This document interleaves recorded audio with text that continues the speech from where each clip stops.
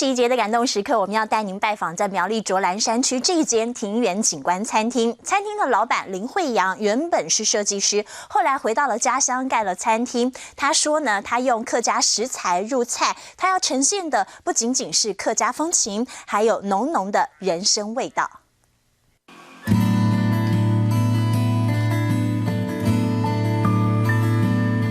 山林花草，池畔流水，卓兰山区里的庭园餐厅看不到水泥都市的纷扰。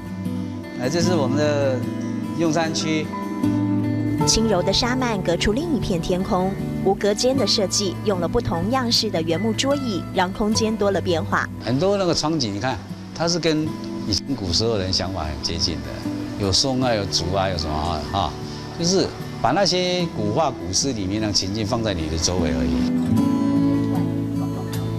古人的道理摆进装潢里，他是老板也是设计者林慧阳。6年前一手打造出自己的桃花源，不喜欢拥挤，每天只收50位客人。这个桃花源他取名叫做花自在，希望来的人从容享受慢活的自在，很自在的空间啦。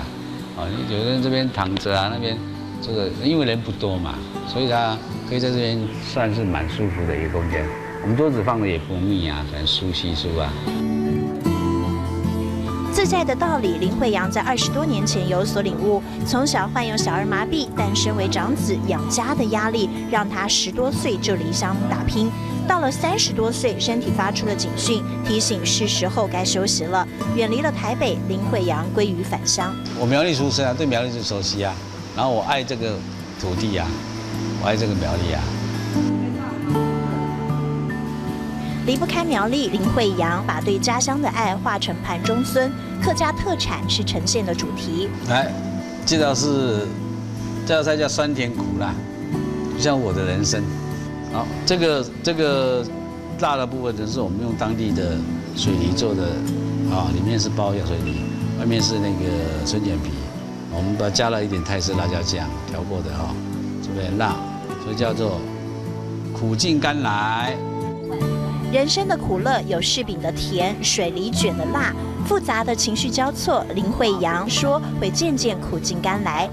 庭园餐厅菜色多变化，但料理无菜单，只卖随性的客家创意菜，搭配老板的人生故事佐料，是花自在最迷人的味道。